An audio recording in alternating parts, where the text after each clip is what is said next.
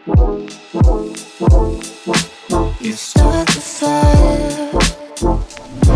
วัสดีค่ะยินดีต้อนรับเข้าสู่ Channel เบิร์ดเลิฟนะคะวันนี้นะคะนกก็จะพาเพื่อนๆมาดูวิธีการปลูก Red Cabbage Microgreen หรือที่ไทยเราเรียกว่ากระหล่ำปีม่วงค่ะ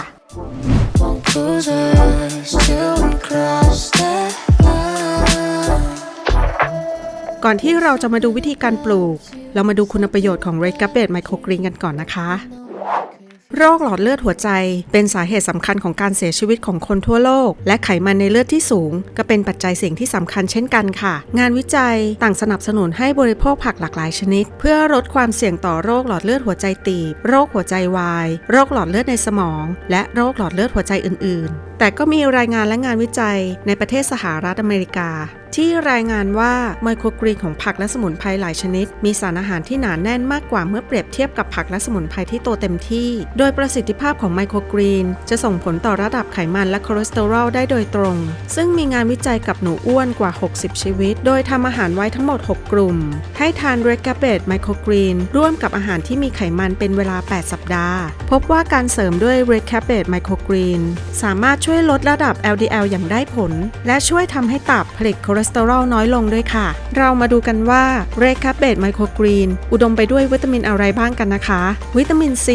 งานวิจัยพิสูจน์แล้วว่า Red Cabbage Microgreen มีสารอาหารที่หนาแน่นมากกว่าผักที่โตเต็มวัยถึง40เท่าโดยวิตามิน C ที่เข้มข้นสูงใน Red Cabbage Microgreen จะช่วยเพิ่มระบบภูมิคุ้มกันและลดความเสี่ยงในโรคหลอดเลือดหัวใจให้น้อยลงด้วยค่ะสารกลูโคซิโนเลตมีศักยภาพในการต้านมะเร็งที่สำคัญซึ่งจะมีเฉพาะในผักตระกูลกะหล่ำได้แก่บรอกโคลี Red Cabbage กะหล่ำดอกและกะหล่ำปมเท่านั้นค่ะโดยจะช่วยลดความเสี่ยงของการเป็นมะเร็งลำไส้การต้มผักนานๆจะทำให้สารตัวนี้หายไปถึง 75% เลยค่ะเพราะฉะนั้นเราควรทาน Red Cabbage Microgreen แบบสดนะคะสารแอนโทไซยานิน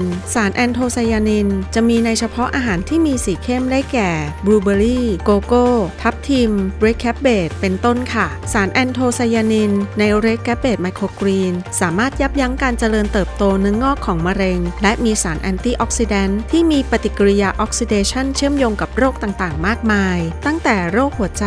เส้นเลือดอุดตันในสมองโรคเบาหวานชนิดที่2ชะลอความเสื่อมของดวงตาไปจนถึงความดันโลหิตสูงค่ะการบริโภค Red Cabbage Microgreen ในปริมาณที่ไม่ต้องเยอะแต่บริโภคทุกวันเป็นประจำสามารถปรับปรุงสุขภาพของเราให้ดีขึ้นอย่างได้ผลไม่ว่าจะเป็นสุขภาพของหัวใจ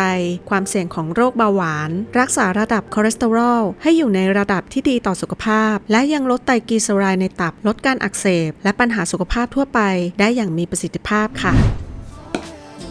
สำหรับขั้นตอนการปลูก Red Cabbage Microgreen จะปลูกเหมือนบรอกโคลีไมโครกรีนค่ะแต่วันนี้ภาชนะที่นกจะนำมาปลูกจะเป็นลักษณะถ้วยกลมเหมาะสำหรับครอบครัวที่มีขนาดเล็กและมีสมาชิกทานประมาณ 1-2 คนค่ะดินที่เราจะนำมาปลูกจะใช้ดินบ้านที่มีอยู่หรือพีทมอสผสมขุยมะพร้าวก็ได้ค่ะแต่เราต้องร่อนให้ดินละเอียดก่อนนะคะ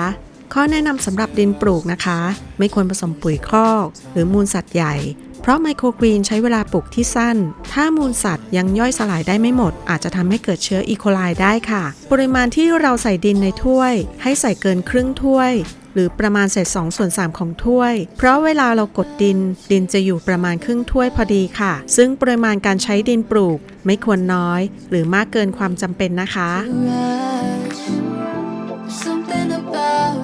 ไม่ต้องกดจนดินแน่นเกินไปนะคะกดให้ดินพอเรียบก็พอค่ะจากนั้นให้เราใช้ฟอกกี้ฉีดพ่นดินถ้าดินดูแห้งไปแต่ถ้าดินดูชุ่มชื้นก็สามารถข้ามขั้นตอนนี้ได้เลยค่ะ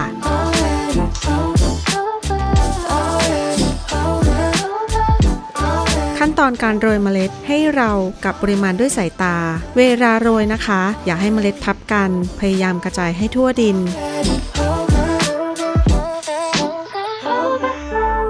จากนั้นให้เราใช้ฟอกกี้ฉีดพ่นให้ทั่วเมล็ดอย่าพ่นจนมากเกินไปนะคะเพราะอาจจะทำให้เมล็ดมีความชื้นมากไปจนทำให้เกิดเชื้อราได้ค่ะ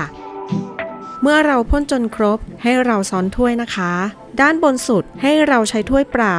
จากนั้นใช้วัตถุที่มีน้ำหนักประมาณถ้วยชานำมาวางทับไว้เพื่อเราจะบังคับลากให้ลงไปข้างล่างของถ้วยและทำให้ต้นดูเรียงสวยสม่ำเสมอค่ะให้เราวางไว้ที่แสงแดดส่องไม่ถึงและต้องเป็นบริเวณที่ไม่อับชื้นโปร่งและมีอากาศถ่ายเท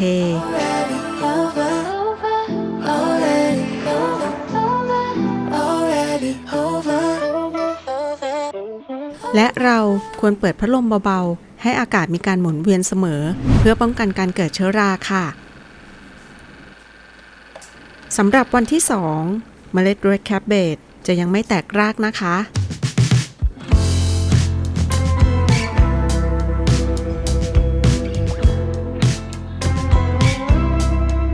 เวลาเรานำถ้วยมาวางเรียงเพื่อรดน้ำให้เราปัดเมล็ดจากก้นถ้วยก่อนนะคะ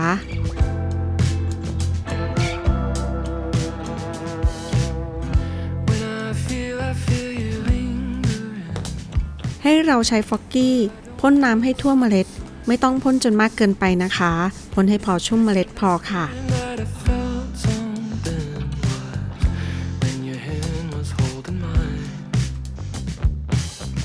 เมื่อพ่นเสร็จให้เราซ้อนถาดเหมือนเดิมนะคะ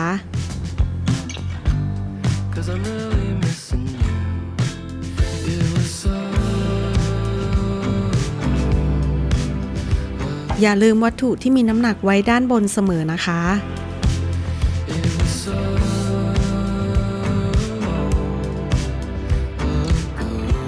อย่าลืมเปิดพัดลมเบาๆเพื่อให้อากาศมีการหมุนเวียนนะคะเพราะอากาศบ้านเรามีความร้อนและชื้นสูงอาจทำให้เกิดเชื้อราได้ค่ะ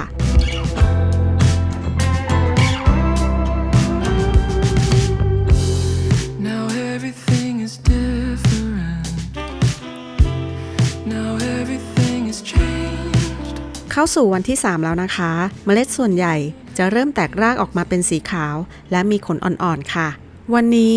เราจะรดน้ำด้วยฟอกกี้อยู่ค่ะพยายามพ่นให้ทั่วเมล็ดนะคะ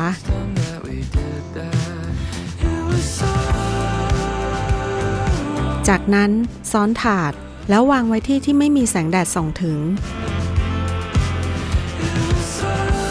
อย่าลืมเปิดพัดลมเบาๆนะคะ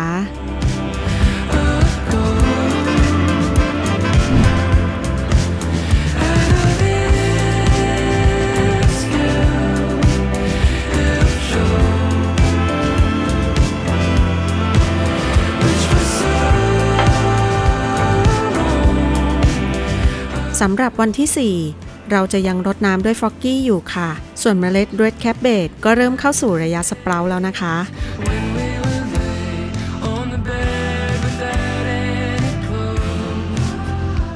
การซ้อนถาดจะเป็นการบังคับให้รากดิ่งลงไปด้านล่างของถ้วยและทำให้เมล็ดมีการเรียงตัวที่สม่ำเสมอค่ะ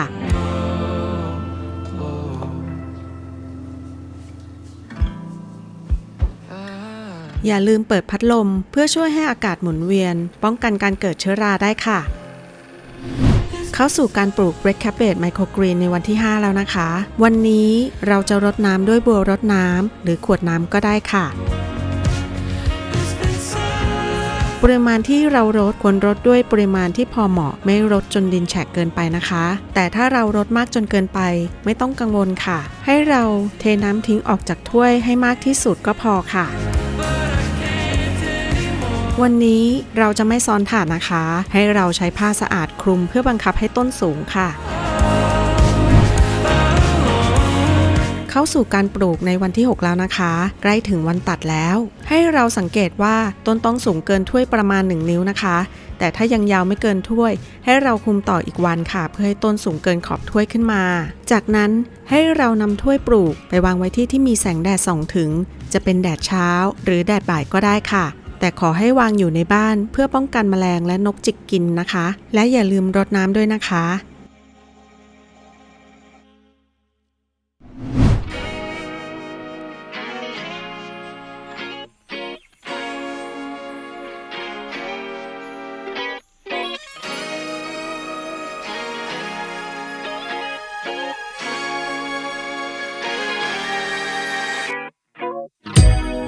วันนี้ให้เรารดน้ำเหมือนเดิมนะคะรดน้ำเพียงวันละครั้งก็พอค่ะสำหรับวันที่7ต้น Red Cabbage Microgreen ก็เริ่มมีสีที่เข้มขึ้นนะคะเนื่องจากเจอแสงทำให้ต้นสร้างโคลอโรฟิลล์และมีก้านสีแดงที่ชัดมากขึ้น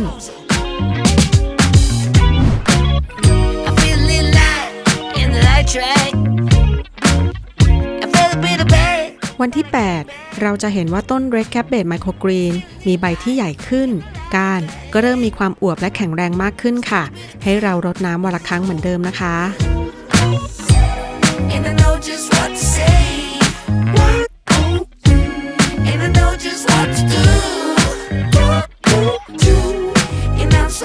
ถ้าต้นดูเอียงให้เรากลับด้านเพื่อให้ต้นหาแสงต้นก็จะตรงขึ้นค่ะ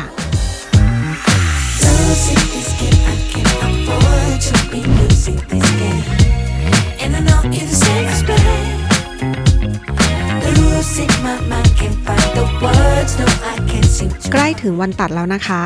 สำหรับวันที่ 9 เราจะยังคงรดน้ำวันละครั้งเหมือนเดิมค่ะ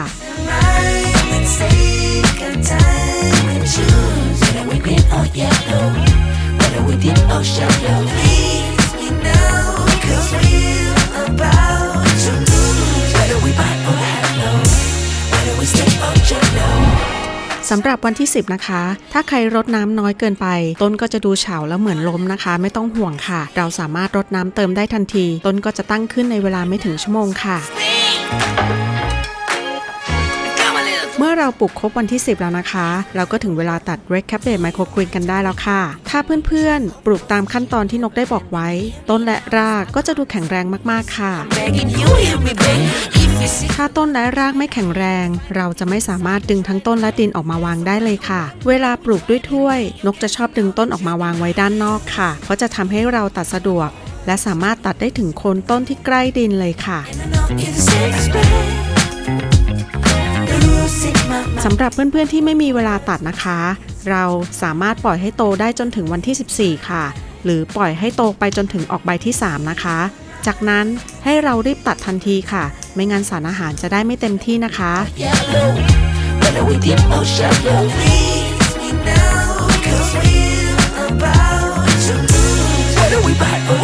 รสชาติของ Red Cabbage Microgreen นะคะก็จะเหมือนกะหล่ำปีแดงที่โตเต็มที่แต่มีกลิ่นที่อ่อนกว่าเคี้ยวง่ายไม่เหนียวทานง่ายค่ะมีความหอมเป็นเอกลักษณ์ในตระกูลกะหล่ำ